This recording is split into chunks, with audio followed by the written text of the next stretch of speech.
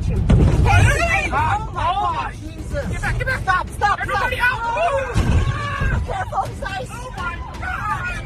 Someone call 911.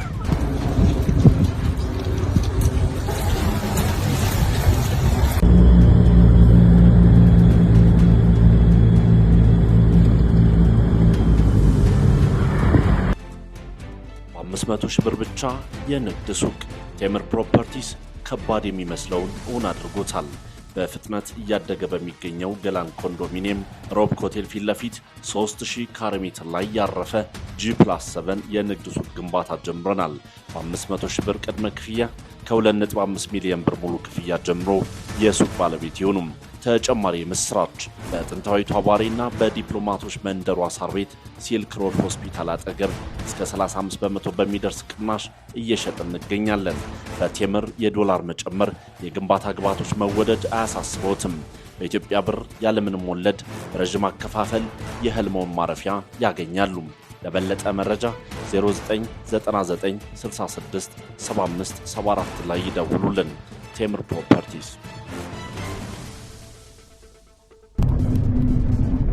ዓለም በስልጣኔ ማማ ላይ ነች ብለን እናስባለን።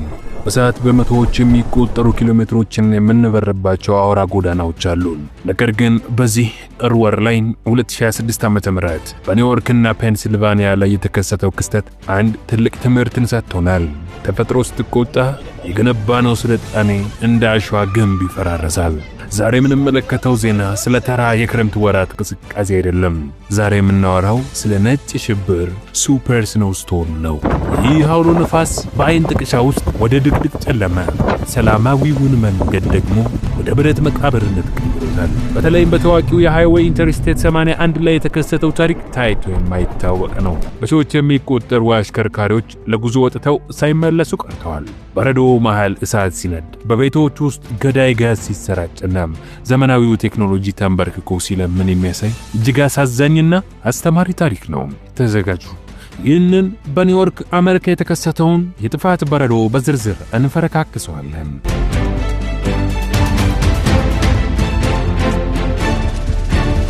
ዋይት ሃውስ ወይንም ነጭ ሽብር ምንድን ነው? ብዙዎቻችን በረዶ ሲጥል አይተናል። ነገር ግን ይህ ክስተት ከበረዶ መጣል በላይ ነው። በረዶ እጅግ በፍጥነት ከሚነፍስ ነፋስ ጋር ሲቀላቀል ሰማይና መሬት አንድ አይነት ነጭ ቀለምን ይለብሳሉ። በዚህ ጊዜ የሰው ልጅ አእምሮ ዴፕዝ ፐርሰፕሽን ወይንም የርቀት ስሜቱን ያጣል። ከፊታቸው ያለው መኪና 10 ሜትር ይራቅ ወይንም 100 ሜትር መለየት አትችሉም። ይህ ደግሞ በከፍተኛ ፍጥነት በሚነዳበት ሃይዌይ ላይ እጅግ ገዳይ ነው።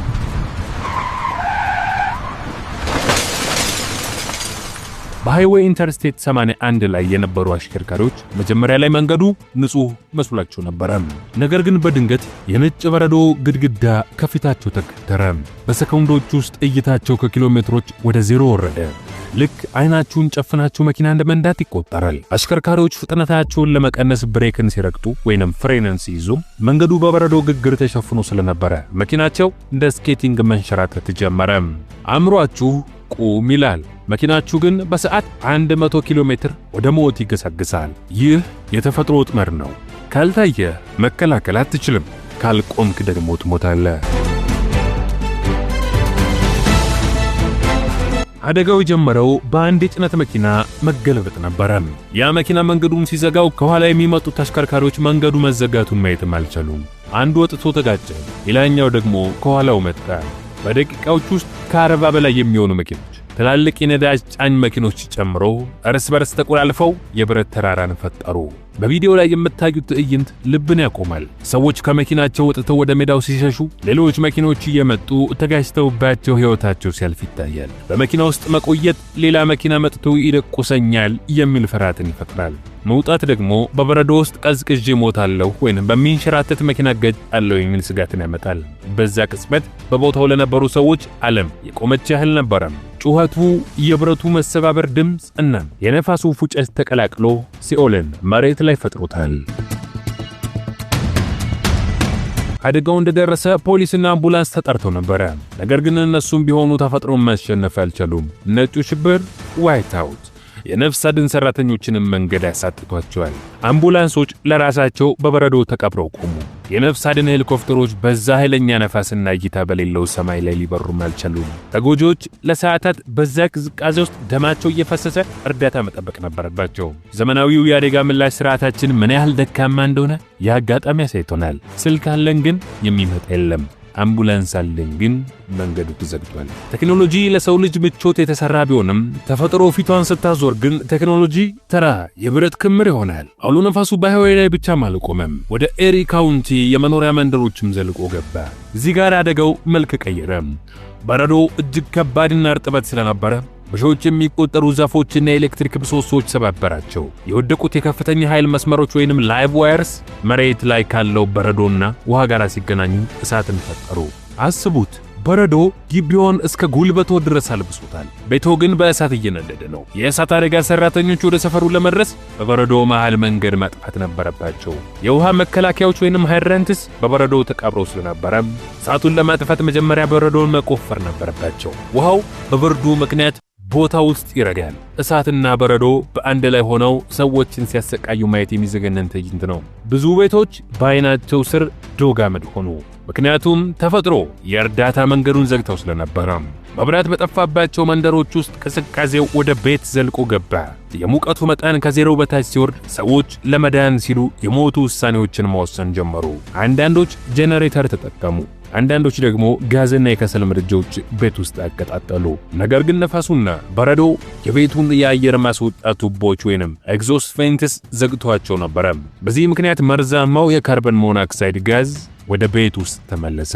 ይህ ጋዝ ሽታ የለውም፣ ቀለም የለውም፣ በጸጥታ ነው የሚገድለው። ሰዎች በብርድ ተቆራምደው ተኝተው ያለም መርዛማው ጋዝ ሳንባቸውን ሞላው። ብዙ ቤተሰቦች ከእንቅልፋቸው ሳይነቁ በዛው አሸለቡ።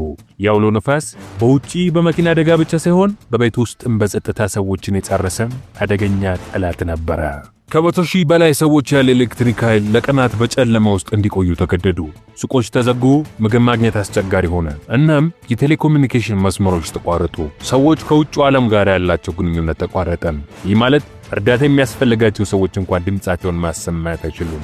በዚህ መሃል ግን የሰው ልጅ ደግነት ተስተውሏል። አቅሙ ያላቸው ጎረቤቶች አረጋውያንን ወደ ቤታቸው በመውሰድ መጠለያ ሰጡ።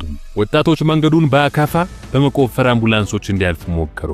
ቴክኖሎጂ ቢደክመም የሰው ልጅ ፍቅርና ጽናት ግን አልከዳም። ማህበረሰቡ እጅና ጓንት ሆኖ አደጋውን ለመጋፈጥ ሞከረ። ይህ ክስተት ሰው ለሰው መድኃኒቱ ነው የሚለውን አባባል በተግባር ያሳየበት ቅጽበት ሆነ። በአደጋው የተጎዱ በመቶዎች የሚቆጠሩ ሰዎች ወደ ሆስፒታል መምጣት ጀመሩ። ነገር ግን ሆስፒታሎቹ ራሳቸው በመብራት መቆራረጥና በሰራተኞች እጥረት ይቸገሩ ነበር። ብዙ ዶክተሮችና ነርሶች በበረዶው ምክንያት ወደ ሥራ መምጣትም አልቻሉም። ሥራ ላይ የነበሩት ደግሞ ለቀናት ሳይተኙ ሳይበሉ እናም ወደ ቤታቸው ሳይሄዱ ለሕዝብ አገልግሎት ሲሉ ራሳቸውም ሰው የአጥንት ስብራት፣ የቅዝቃዜ ጉዳት እናም የካርበን ሞኖክሳይድ መመረዝ የሆስፒታሎችን የአደጋ ጊዜ ክፍሎች ሞልተዋቸው ነበር። መድኃኒቶች ማለቅ ጀመሩ። ምክንያቱም አቅርቦት የሚያመጡ መኪኖች መንገዱ ላይ ተዘግተው ነበር። ይህ በጤናው ዘርፍ ላይ የታየው ትልቅ ፈተና ሀገር በቀል አደጋዎችን የመቋቋም አቅማችንን እንድንፈትሽ አድርጎናል። ውድ ተመልካቾቻችን የ2026ቱ የኒውዮርክና የፔንሲልቫኒያ የነጭ ሽብር አውሎ ነፋስ ለዓለም ትልቅ ማስጠንቀቂያ ነው። ተፈጥሮ ሚዛኗን ስትስት ምን ያህል አውዳሚ እንደምትሆን አይተናል። ስልጣኔያችን ምን ያህል በቀጥንከር ላይ የተንጠለጠለ እንደሆነም ተረድተናል። አውሎ ነፋሱ ቢያልፍም ኒውዮርክና ፔንሲልቫኒያ ያሳለፉት መከራ ግን ሁሉ ጊዜም በአእምሯቸው ይቆያል። ከዚህ አደጋ ምን ተማራችሁ? እናንተስ እንዲህ አይነት አደጋ ቢገጥማችሁ ምን ያህል ዝግጁ ናችሁ? ሐሳባችሁን ኮሜንት ላይ አስቀምጡም። እስካሁን ደቂቃ ድረስ ላይ ተከታተላችሁን ከልብ አድርገን እያመሰገንን ይህን ቪዲዮ ከወደዳችሁት መረጃ ሰጪ ነው ብላችሁ ካሰባችሁ እንዲሁም ለሌሎች እንዲደርስ ያግዘን ዘንድ ቪዲዮውን ላይክ፣ ቻናሉን ሰብስክራይብ በማድረግ ሐሳብ አስተያየታችሁንም ከስር በኮሜንት መስጫ ስፍራው ላይ በማስቀመጥ ቤተሰባችንን ይቀላቀሉ። በቀጣይ መረጃ ሰጪ በሆነ ቪዲዮ እስከምንገናኝ ሰላም።